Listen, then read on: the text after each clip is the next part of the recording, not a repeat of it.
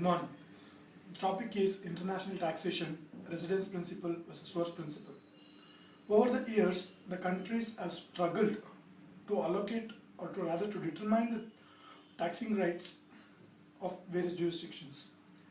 This is the root of all tax disputes between the countries, rather to say different jurisdictions.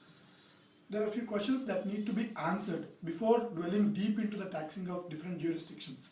That is, who should impose the tax, who should get the tax, at what point of time a transaction should be taxed. There is a fairly simplistic, straightforward answer for all of these questions. That is, each jurisdiction involved in a particular transaction should get a fair share of the money generated. As to what the fair share is the issue of contention. Earlier years, due to low incidence of cross-border transactions, because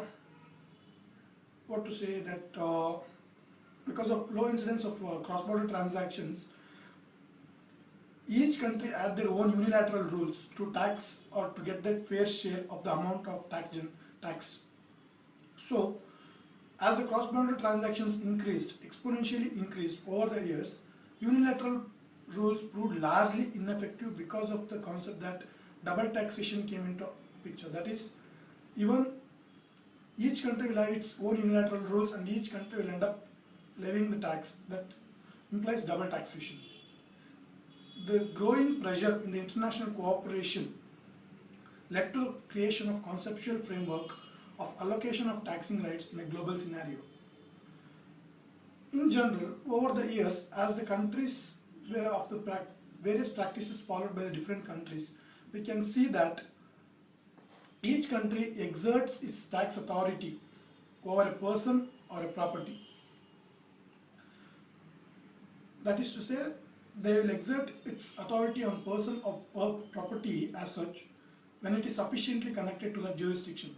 Thus, the underlying criteria here is there should be sufficient degree of connection between the jurisdiction and the transaction which involves income that needs to be taxed. Different countries have different perspectives over what the degree of connection is. This led to the creation of two broad distinct rules, that is source rule and the residence rule. Going forward, these two rules are very broad and very distinct in nature. Firstly, the source rule does not depend on the personal connection of the taxpayer to the jurisdiction. It is purely connected to the income stream. That is, if that income as a source that is been evolved in that particular jurisdiction, then that jurisdiction gets the taxing rights. It is also important to note that if the taxing rights is restricted to that jurisdiction and each resident as well as non-resident should end up paying tax based on the source rule. Next, going to the other concept, that is residence principle. Here, the underlying criteria, the major emphasis is on the personal connection of the taxpayer to the jurisdiction. That is, if the taxpayer is sufficiently connected to the jurisdiction, we should end up paying tax in that jurisdiction based on the residency. This is because of simple logic that he should share the cost of infrastructure that is established in the country which helped him in earning his income. Next, in simple words, taxing of residence principle can put in simple words to say that the taxpayer based on his residency should contribute his part of income to the country's revenue because he is a resident of that country.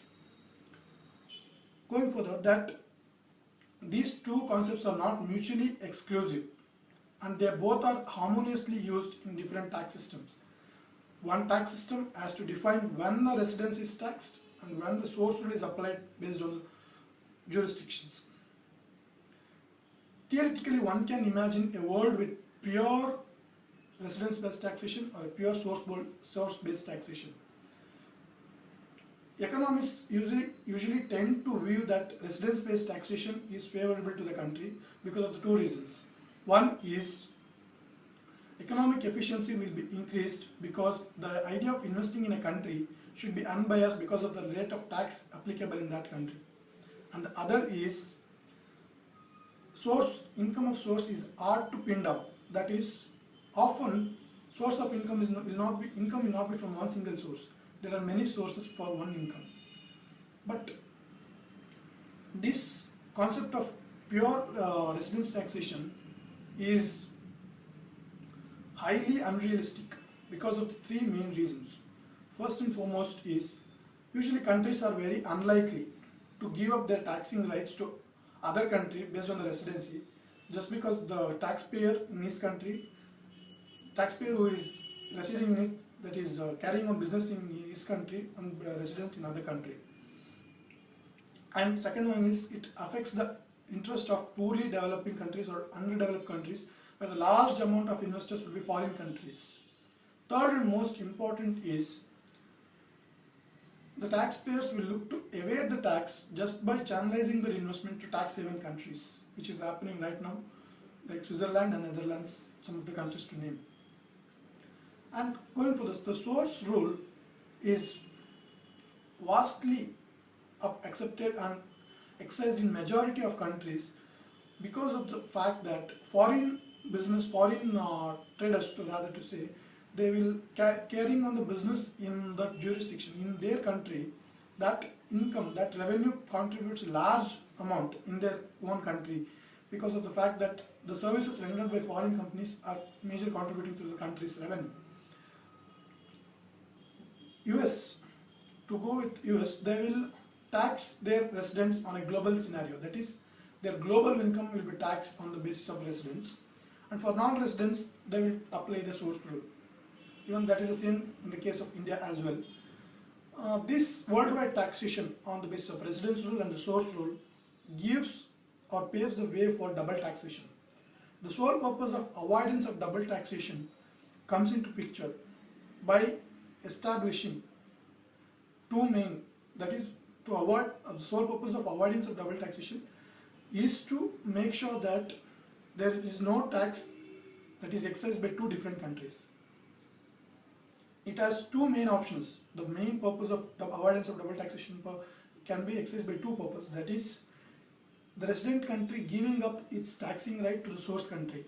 For example, immovable property which is situated in the source country, that is a foreign country, income generated from that immovable property will not be taxed even if he is a resident of this country, just because of the fact that he is a resident of country, but they will give up their right to tax it in source country, thereby avoiding double taxation.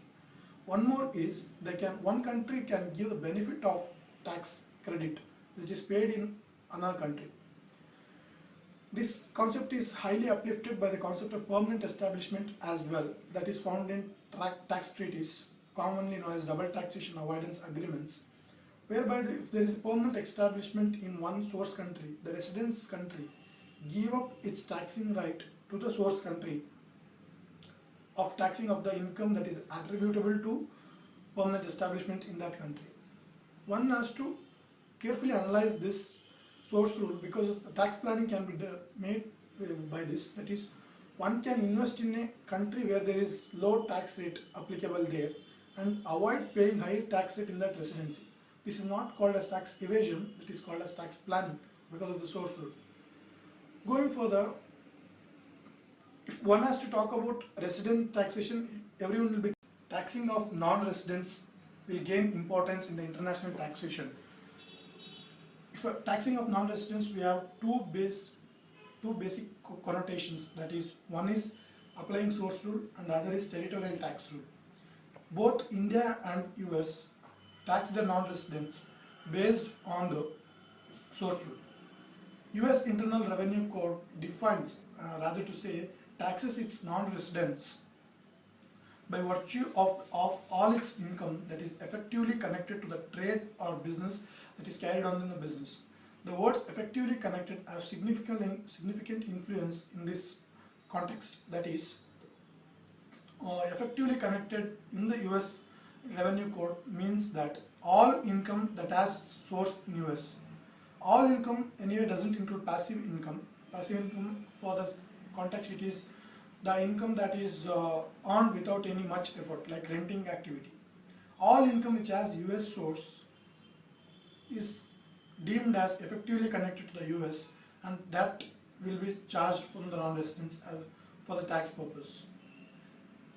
Further going, US also has a plan of rather idea of taxing the non-residents when that non-resident is having a fixed place of office or business that is established in the US. That is the same that is carrying on by India as well. By virtue of subsection 2 of section 5, India gets the taxing of non-residents of the income that is received or deemed to be received in India, or accrued or deemed to be accrued in India. Section 9(1) of Income Tax Act clearly defines of what the income that is accrued or deemed to be accrued in India. The second one is territorial tax rule. That is, it is confined to the one country's border. That is, whoever it might be, residents or non-residents, income earned within its border will be taxed for that income holder. That is highly unrealistic and it's not usually followed by all countries except for the tax haven countries. Few tax haven countries that will follow territorial tax rules. Even India and US won't follow territorial tax rule. So it is underlying idea behind here is, if the US or India, as in if the transactions concerning income involves India or US, then the tax will be applied or tax will be levied on the respective countries based on the source rule. Next, going forward, India, we have to discuss a little about Indian experience about this taxing of different jurisdictions.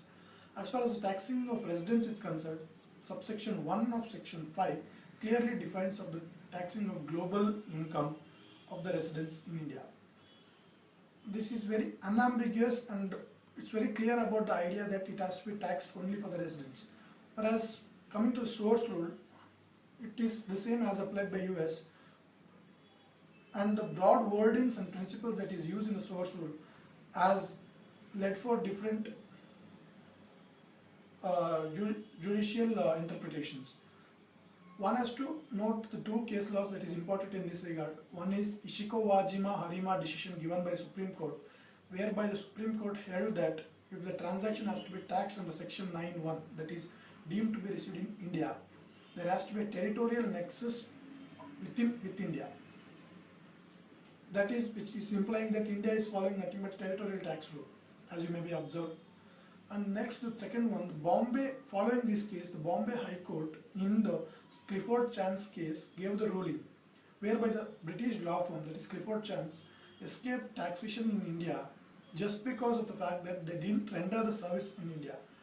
These two judicial judgments proved erroneous, and even today it's considered as erroneous and lacked jurisprudential value. To avoid all this, by the legislature amended this section 9(1) via the Finance Act 2010 by bringing in the fact that if the taxation of non-residents has to happen in India, it need not necessarily the service has to be rendered in India, and also the removing of concept of permanent establishment that has to be mandatorily be in India to taxing of non-residents.